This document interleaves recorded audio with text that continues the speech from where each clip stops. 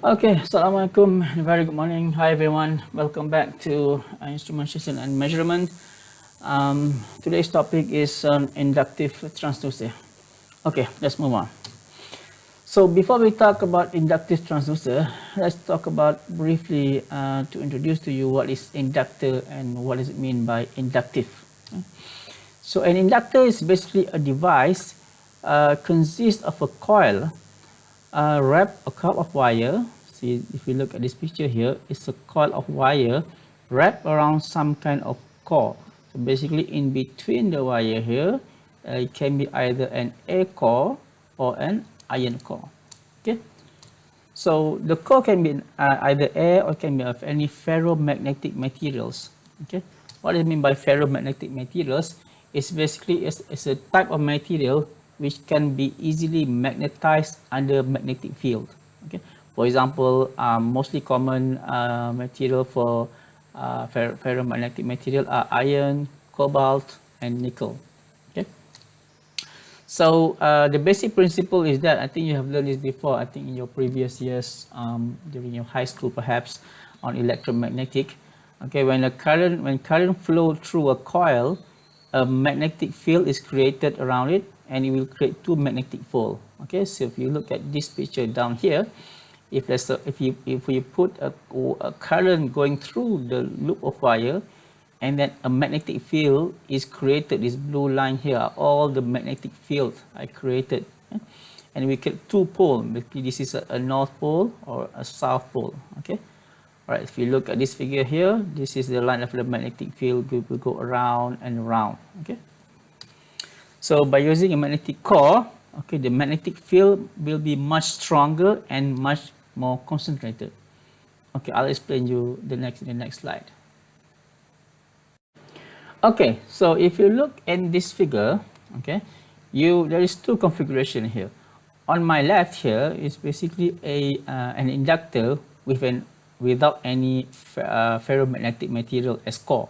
Okay, so this is an air core or nothing in between, and the next one is an iron core. All right. So if this is the actual maybe sample of actual figure, okay, there's nothing here, the air, and if an iron core is something look like this. So you can see that if you insert an iron core, you can see that the magnetic field can be several hundred times stronger and much more concentrated. You see, look at this line here, right? Okay, compared to the magnetic line inside the core, the air core. So the magnetic lines, the magnetic field strength for a ferromagnetic material used as a core is much stronger and much more concentrated.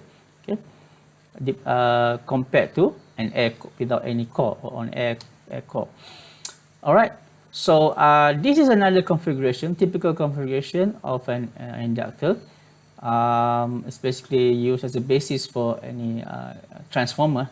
So this is if you have an iron core compared to this type of iron core, the iron core is configured to go through inside the loop, and it is connected in such a way that it's wrapped around in a closed loop. Okay, so you have like a circle. It can be a triangle or a circle, depends on the type of inductor. So if you look at this figure here, you can see that almost all the magnetic field are concentrated along the line here. Just ignore about this gap for a while. Okay, assume the iron core is connected all the way through. Okay, only a few magnetic field go through the air. It maybe go through some here outside here, but not as much as what flowing into the ferromagnetic core. Okay, let's move on. So now we're going to talk a little bit on what actually is inductance. Okay, it's a very brief introduction. Okay, so for any inductor, we can find or determine the inductance of any inductor based on the following parameters. Okay, so here the inductance, okay, the measurement of how much inductance inside an inductor is measured or can be calculated by mu r multiplied by mu naught multiplied by n squared multiplied by a divided by L. And what are those? Okay, mu r is actually its relative permeability of core. So depending on what type of core, then this value of mu r will depend. So for air, the value is 1. Okay, for mu naught, it's a constant.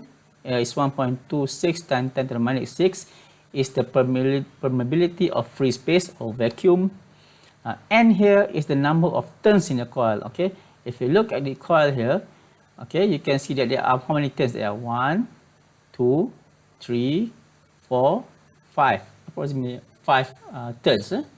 Okay, so it depends on the number of turns. The coil is wrapped around that core. Okay, so A is the cross-sectional area encircled by the coil. So A here is this area here. Okay, so the bigger the circle, if you have a bigger circle and for the same number of coil and turns, you will have a larger inductance. Okay, so basically if you look, okay, and L here is the length of coil limiter, the length from here to here. Okay, from end to end.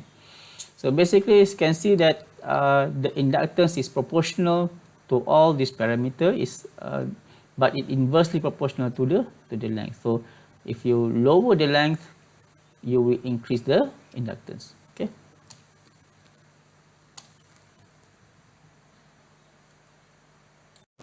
Okay, as I said just now, if we can say that if the displacement to be measured by the inductive transducer, then this change of displacement will change the above parameter. You will either change the N, you will change the L, or change the A, and it will cause the total change in the self-inductance. Okay, let's move on. So I'll show you some examples of basic construction of inductive transducer. Okay, so if you look at this figure here, right? So for example, if you have the displacement here to be measured between this point and this point, okay, this point.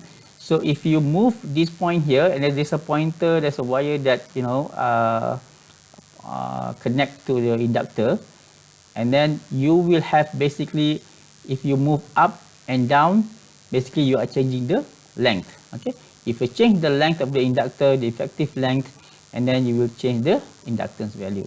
Okay, so another example is this one here. Okay, so this is for linear displacement, basically whether you are moving the object up and down or left and right, depends on where you put it.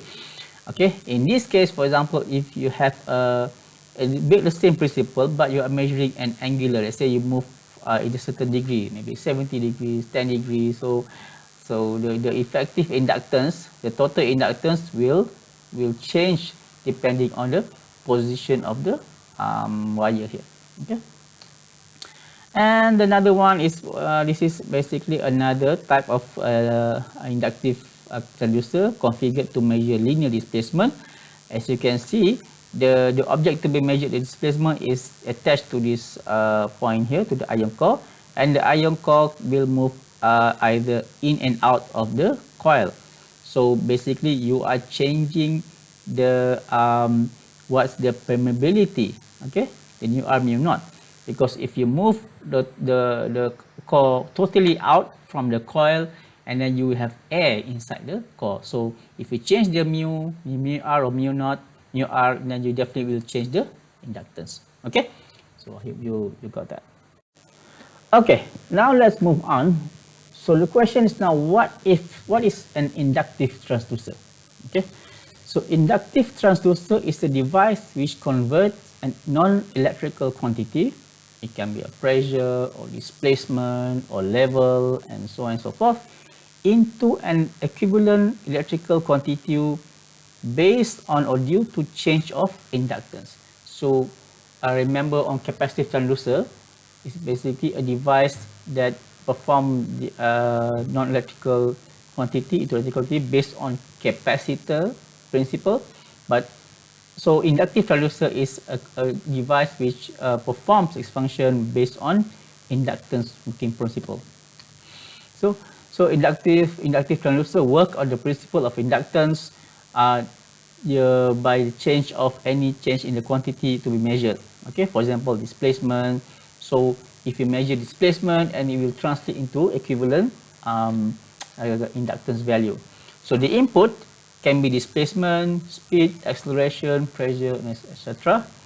But the output can be in two forms. Okay, it either can be a change in voltage or a change in inductance. Okay, and we talk about later on in some few examples. So if we look at this expression here that I showed you before, okay, the inductance formula, okay, so we can vary the inductance value by changing any of the following. For example, we can change the number of turns, okay, for n here. If you change number of n, you will change the inductance, okay. The larger number of turns, the larger the inductance is, okay, assuming that you maintain other parameters fixed lah. Okay, so secondly, you can change the geometric configuration. What I mean by geometric configuration is basically the length or the area here. Okay, the area here. So depending on the how you construct, you wrap around the you wrap the coil, and then it will change the how shape it looks like. Yeah. So and then the last, you can change the permeability of the core, the nu R. Okay, if you have an iron core, perhaps you have maybe iron have different grades. You have, if you use cobalt or you use nickel, you will have a different mu R, and it will affect the value of the inductance. Okay, let's move on. So inductive transducer can be classified into two types. Okay, the first type is what we call self-generating or active transducer, and the second one is what we call a non-self-generating or passive transducer. And for self-generating, we can divide it into several categories: electromagnetic type, electrodynamic type, and eddy current type. We're not going to talk all of them, but maybe some of them. For non-self-generating or passive type, we have what we call variable reluctance, and mutual inductance, and differential transfer. Later on, this will be on our next session. Okay, so what is inductive transducer? Let's talk about the difference between a self-generating and a passive transducer. Okay, so for a self-generating, the relative motion between conductor and magnetic field will result in a change in voltage generated. Okay, just except for now that while moving the conductor and coil, it will create a change in voltage. Whereas for passive inductive transducer, the relative motion of an object will result in change in inductance. Okay, that's why I told you inductive transducer before can either be changing the voltage or changing voltage generated or changing the inductance. Okay, if you change inductance, then this is a passive type of inductive transducer. If you change the voltage generated, and it will, this is called a self-generating. So for self-generating transducer, it does not need any power supply, but it needs a permanent magnet. Okay, I'll show you some example after this. So whereas an external source for passive inductive transducer is required. Okay, so you need external voltage or current in order to energize the coil, and so the inductance will change due to the motion of the object. And this one we'll talk about later on in our next video. So for example, for self-generating variable inductance transducer is a tachometer. Have you ever heard of tachometer before? No? So basically, it's a self-generating transducer which directly converts speed or velocity into electrical signal. Okay. And then for passive inductive transducer, for example, we show on later an air gap type, and this is another new one maybe for you. It's called LVDT, linear variable differential transformer. Okay, let me ask you this. Example of self-generating variable inductance transducer. Okay, so let's take a look at this picture here. So you have a coil here. If you look at here, basically this is just a coil wrapped around like this. Okay, this is just a cut-off view, of what you call a linear type self-generating variable inductance transducer. So basically, if the body of object you want to measure the linear motion is attached to this coil, and the motion will move left or right, as you can see, due to the movement of coil inside, this is a permanent magnet. Okay, if you move a coil inside a permanent magnet, a voltage will be generated inside that coil. Okay, and it's proportional to the displacement speed of the displacement. So the faster the speed of the displacement, of speed of the movement of the coil inside and out of the permanent magnetic field, then the larger the voltage is generated. Okay, it's not the distance itself. It has to be the speed, the rate of change of the movement. Okay, second one. Okay, this is an electromagnetic type also. When an iron plate is moved, if you move this iron plate and the iron plate is actually attached to a target, it's a ferromagnetic material. Okay, so if you move up and down, okay, a voltage is also generated at this terminal output. Okay, so in this one before it's generated between these two terminals, so you can measure, you can have a multimeter or a voltmeter to measure the voltage generated. Okay, so the speed of the linear motion here. Okay, so maybe a vibration. It doesn't have to be a very large, it is not a very large type of speed, but it's maybe a vibration type, or maybe a few millimeter per second type of movement. And then last but not least, this is what I just told you is DC tachometer. Okay, so it is used to measure angular or rotary motion or speed. Okay, if you have like a motor attached to this one or bicycle, and then you can measure, you have this coil inside here is a coil. Okay, and if you turn that coil, this is a permanent magnet. Okay, so there is an magnetic field flowing through the coil. If you turn the coil, and then if you have a coil move inside a magnetic field, it will generate a voltage across these two terminals. This is what we call a brush and commutator. And then this voltage, it can be measured using a voltmeter. Okay, so this is what we call some example of typical construction of self-generating variable inductance transducer. Okay, so tell me one example of most common device which uses tachometer principle. Anybody can guess? No? This one. You see this every day, right? Almost every day. Those who have motorcycles or car. So basically, a speedometer in your car or on any of your vehicle works on the principle of tachometer. Okay. All right. So say for example, this one it's very elaborate kind of system. So it attached to your wheel and to your drive shaft, and then it translated into this figure, either this RPM or this speed. Okay.